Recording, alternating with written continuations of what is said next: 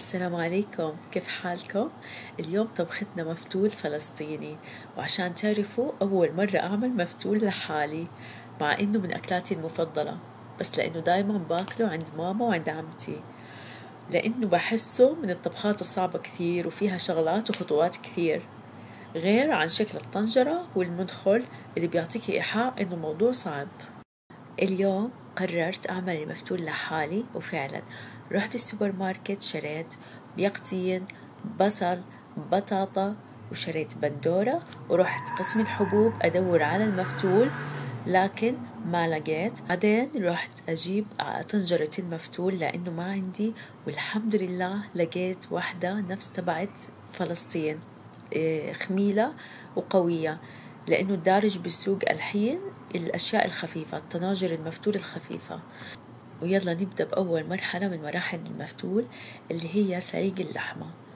أنا هنا عملته على لحمة عجل، اللحمة هنا طازة، سلقناها واستخدمنا هاي البهارات عليها اللي هي بصل وورق غار وفلفل أسود وهيل وطبعا ملح. ما لقيت مفتول بالسوبر ماركت، طلبت مفتول من صبية، حطيت رابط صفحتها في صندوق الوصف. بتهبل المفتول تهبيلة واحدة.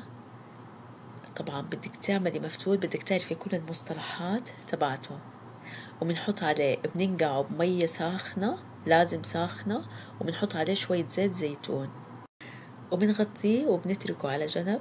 وبنبدأ في هاي الأثناء نجهز العروسة اللي هي تتبيلة المفتول، اللي هي بصلة أو بصلتين حسب الكمية تبعت المفتول تبعتك، وبنحط عليه ملح وفلفل أسود وكمون، لازم كمون، حاولي تكثري، والمكون الأساسي اللي هو عين الجرادة.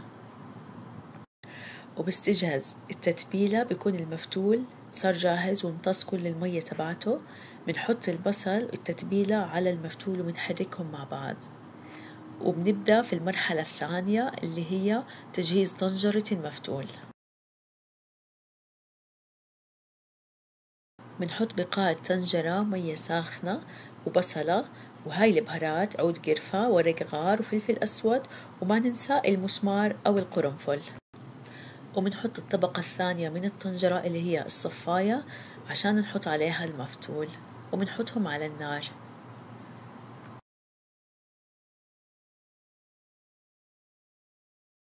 وهنا راح نبدأ بالمرحلة الثالثة اللي هي تحضير اليخني. عندنا يقطينة واحدة ممكن، أنا هنا استخدمت 2 لأنهم صغار، واستخدمت 5 حبات بندورة و5 بصلات، واستخدمت حبتين بطاطا. منشوح البصل بالزبدة، وبس يذبل شوي منحط عليه البطاطا، منحركها ومنتركها شوي. بعدين منضيف عليها اليقطين ومنحركه كمان وبنتركه شوي، وبنضيف البندورة وبنتركها شوي. بعدين منضيف عليها من شوربة اللحمة اللي سلقناها، وآخر إشي منضيف البهارات والحمص.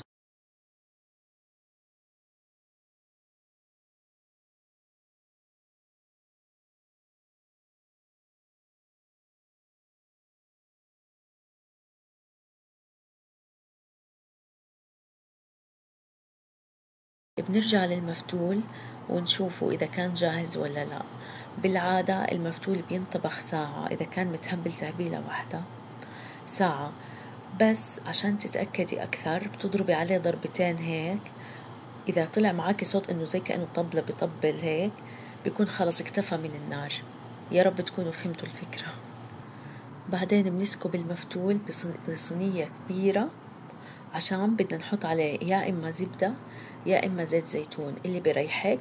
وبنفرك المفتول بالزبدة، بنفركهم كتير منيح. بعدين بنحطها بصينية التقديم، وبنحط عليها اليخني ونحط عليها اللحمة.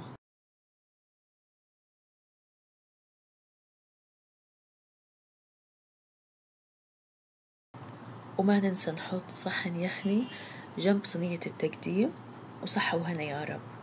وبالأخير بصراحة الطعم زاكي والتجربة كانت حلوة وممتعة، بس إذا صحلك تضلي تاكلي مفتول عند أمك وعند حماتك توكلي على الله.